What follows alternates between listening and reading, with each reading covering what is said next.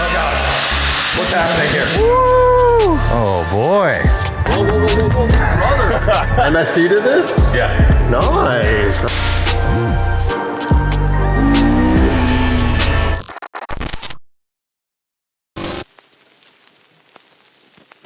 I just got word that, oh God. Oh God. What's happening here? Uh-oh. So we gotta cut the subframe to have adjustability for this guy. So we gotta cut out a little bit. And then a little notchy? Yeah, and then we'll be able to fit a little Allen in there. I'll leave him to that, avoiding warranties and whatnot, but I'm gonna take a look at this. This here S2K that just arrived. S2000s are so ugly with the top down. Good thing we got that carbon hardtop, and I believe we got a color match, which color match hardtop kind of works on this one. Yeah, color match hardtop's the way. Woo! Oh boy. Oh yeah. Oh, headlights cleaned up. Makes a huge difference. Oh God, this looks so much better. Bacon fixed, all the big chip fixed right there. Nice and clean. All right, so today we're gonna unload this thing. We're going, whoa, there it is. What could go wrong? You got it, Vin? Whoa, brother. Now we just have to match that shot exactly. Grab this thing. What do you want me to do with it? Woo! Oh. That's a wrap. No, it's not. All right, so the S2K is back from paint, looking nice and clean. Now all we really have left is to, I guess, align the two cars, do some cosmetic mods. I don't know how much more this needs. We're actually pretty good on this thing because it's got the CR front bumper, got a lip going, got the wing. Is that a factory wing?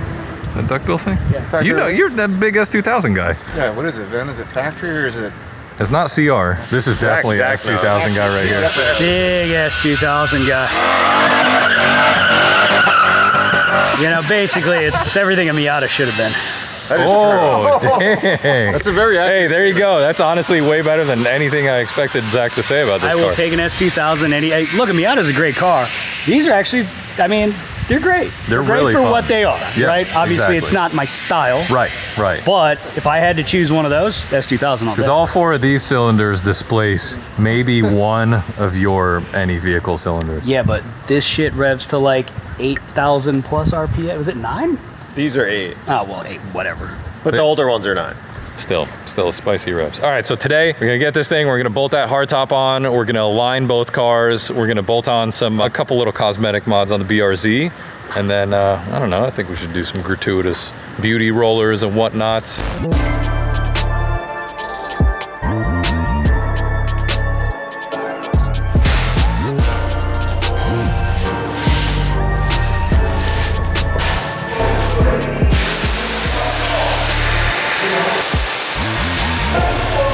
Young man, hold the hell up. What is this wishbone-looking device you got there? It's a wrap you easy, whatever, however you say that. It got lights on it? No, I don't know what that is. I think Yellow Tools makes it, and you use it just to wrap like mirrors and shit like that. So what is that you're doing with the heat?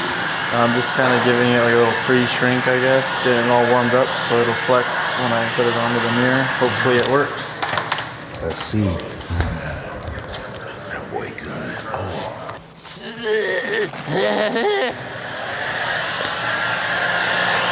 What you think, boss man? I've never seen this application technique. This is sick. You can have it done to your car as well for a small price. So how much does this cost? We don't talk about it. Cost may vary. These boys have wrapped my cars before. They crush it every time. Seriously. The rally car, these guys got it done in like a day before Grid Life. These boys deliver 360 wraps. Oh my God, incredible work.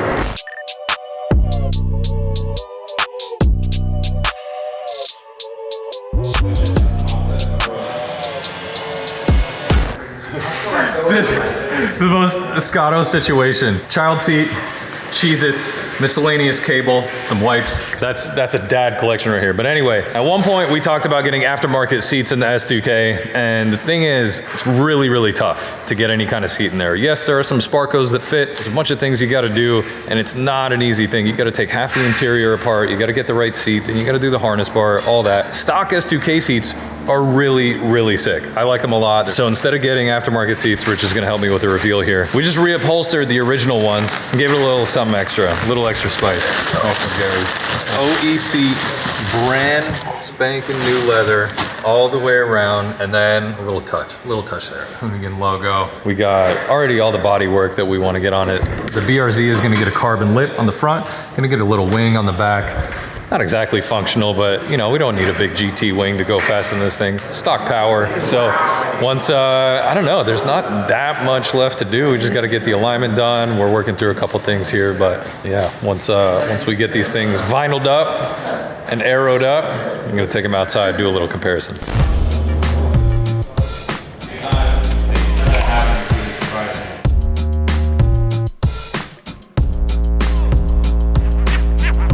All right, classic dilemma. While we put the BRZ way down on the ground, it looks really good, super low. And right now, at least, the alignment setup that it has, look at that. Looks beautiful. Unfortunately, it's sitting right on the control arm, which means that any kind of suspension motion that you have, it's gonna handle real bad.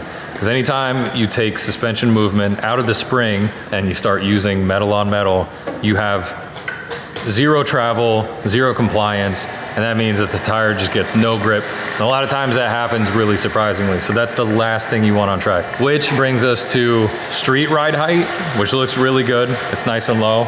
And track ride height is probably what we're gonna have to end up figuring out here. Yeah. And it's a funny thing. It's like the trade-off you gotta do, and finding that perfect height is sometimes a challenge. How much do you wanna give up on handling? How much do you wanna give up on looking good? Gary, are you a track height guy or are you a duck slant kind of guy? I'm like one finger between the tire and the fender. Right. So for most people, that is obscenely high. But in my opinion, yeah. What? Have you been around here? We burn through fenders with tires. I mean, when I say we, not Well, me, because but- usually I use one finger based on what I weigh, because when I sit in the car, it squats to the tire. So that's why I always do one finger. Oh, so when you're rolling around, you're actually rolling like pretty close to touching tires. Yeah, but then when I get out, people are like, the car came up a lot. What do you mean by that? But right now, Tanner's dialing in the alignment. What we were talking about doing is like a -3 up front, -1.5 in the rear. Just kind of a good baseline to start to keep good braking, but also get a lot of good turn in and grip through the corner. Is this supposed to be a grip car or a drift car? Grip. So we're gonna try and dial in, see what we could do about that control arm issue here in the back with Tanner. We might have to raise her up, huh? Yeah, I'm hoping adding camber is gonna help with the upper control arm clearance, but I guess we'll see what it looks like when we put the camber in it. Right.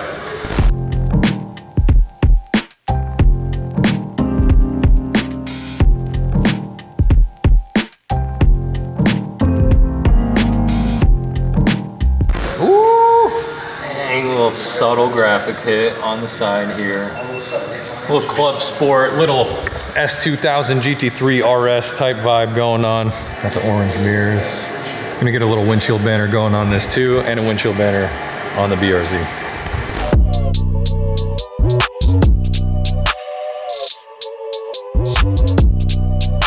See, the nicest part about this build right here is that I didn't turn a single wrench on it.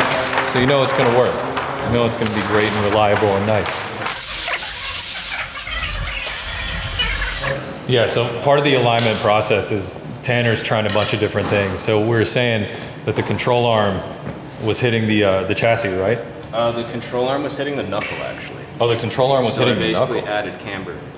Oh, It was just interesting. because I had everything. So I had the upper short and the lower short trying to fit these on stock body, and I think the arm just was not happy. So basically, adding camber made it a little bit happier. So I'm gonna do like 1.5 degrees. I did like 3 degrees, and it was a bit too much. So I'm gonna take a little bit of camber out now and then lift it up. And I think we'll be Okay. pretty good there. So there you go. That's the challenge with the BRZ is to lower that much and to fit more aggressive wheels and to get any kind of camber out of the back. You got to change a bunch of the control arms and the tie rods and everything back there, which is why it's a bit more complicated. S2K out back, it's good. It's super adjustable. You got all that stuff dialed in. That part's good. This needed a little more parts just because of suspension geometry and everything, but you know, a little more time, a little more dialing in. I think we'll get there.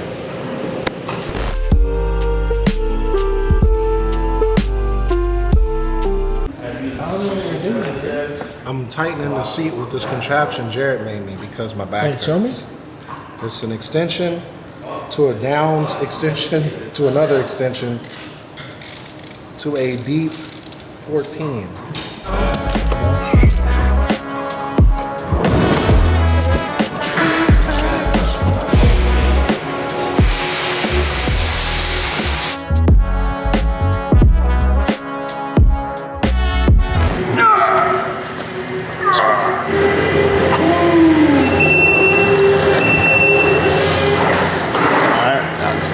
Where it needs to go. That's it? And it's all done in the snap of it. No, we gotta put bolts in. A bolt here, we got a bolt there, and then we got 3 on each side right here for the pillar. There we go. We gotta take the old one off still. I think we might need some tools. We didn't plan for this. We didn't know it'd get here so soon. Did you overnight parts from Japan? Overnight parts from Japan. Pretty much. I didn't think I would ever That's hear a that thing? come out your mouth. That is a thing overnight. I mean, it's a bitch in shipping, but when you've got eBay guaranteed fit, shipping's nothing. Shipping it back is nothing. If it don't fit. Ooh! Is that perforated leather? Yes, it's a Hot boy beat. stuff. Look at the old one. Look how beat up it is. Yeah, you can't send this out to people like looking all waxed. No. I'll let you get back to that.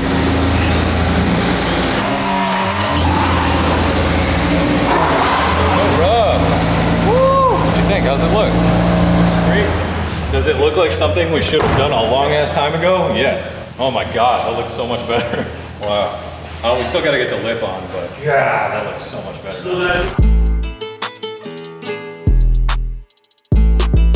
If you've watched this channel before, you know I have a thing for bolts, especially cleaning real rusty ones. And after hours of labor removing rust from a bolt, I sit there and I deliberate for another 3 hours. Should I use red or should I use blue thread lock? It's a big decision. But now, thanks to the folks at Permatex, we have a whole new color in our arsenal called orange. You ask, what does orange do? I'm gonna tell you what orange does.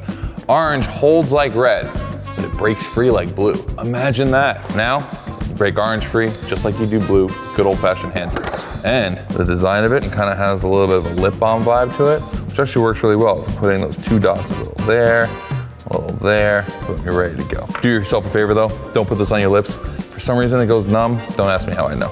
Permatex Orange, add it to your toolkit, enjoy it. It's gonna change, well, I'm still gonna do all the bad habits I've had, but anyway, Permatex Orange. Jared, what are we doing here? Putting a little 3M tape on so that we can affix it to the rear bumper of our beautiful BRZ. And then we're taking it to the track and we're gonna see if this thing actually stays on. Yeah. See if 3M holds up.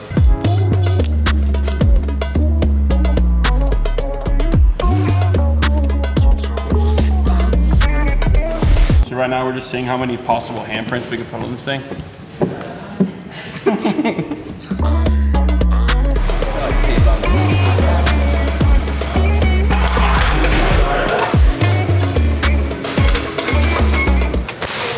See that? When you order things from Streethunter, aka Mr. TJ Hunt, you get a certificate of authenticity. Look at that, official product number, serial number 251. Truth be told, the Streethunter stuff, we put it on our blue BRZ, the last NOS giveaway that we did, and the stuff fit really good.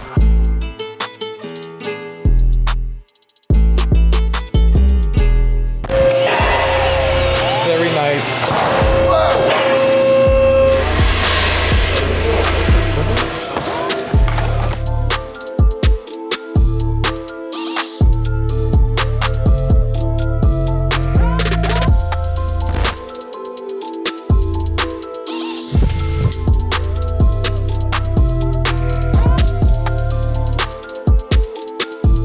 Dang, look at these things. You know what? For stock plus plus, There's something to be said about just doing lowered and wheels, man. Because the BRZ, although what a phenomenal car, comes with what may be the worst factory fitment ever.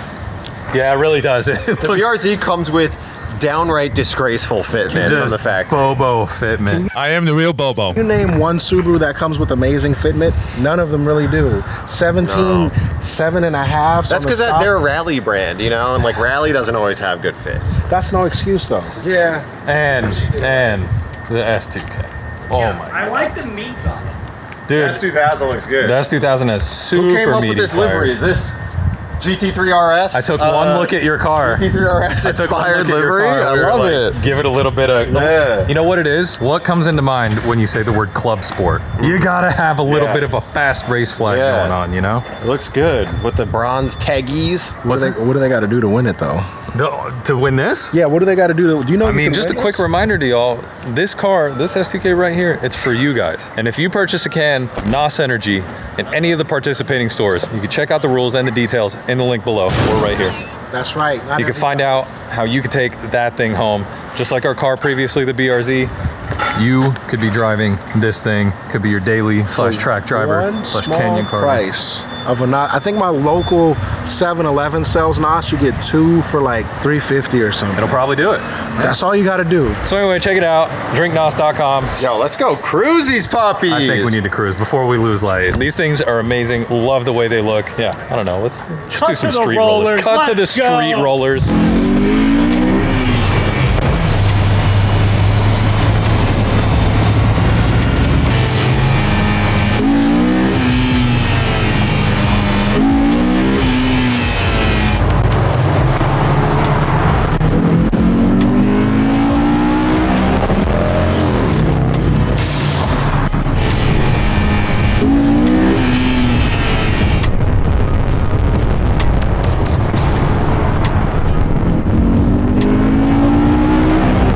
Oh man, it's hard to beat a good sunset cruise with your pals. It was a good day.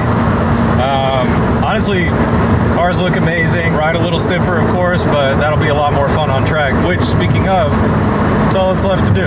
That wraps this episode. Next time you see us, we'll be out on track with this thing, the S2K, and a couple buddies too. We'll see who we can get out. Click up on your D. Yo, man, It's that way. watch where you walking.